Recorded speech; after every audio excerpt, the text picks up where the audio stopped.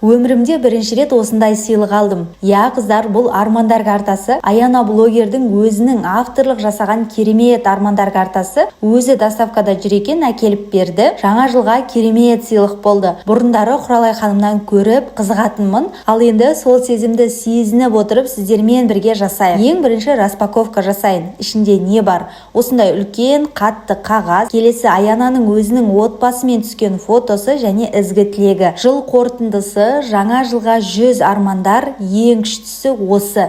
Өзі жабысатын суреттер, кім нені армандайды соны алып жабыстыра береді. Бұл жерде отбасы, табыс, саяхат, денсаулық бәрі бар. Үлкен ақ қағазда өз армандарыңыз айқын көрініп тұрады. Тек сол армандарға жету үшін тынбай әрекет ету керек. Бұл сезімді енді сіздерге айтып жеткізе алмаймын. Әр қағазды алған сайын көзіме барлығын елестетіп, кәдімгідей сезініп толтырдым. Тапсырыс берем десеңіз, Инстаграмын қалдырдым.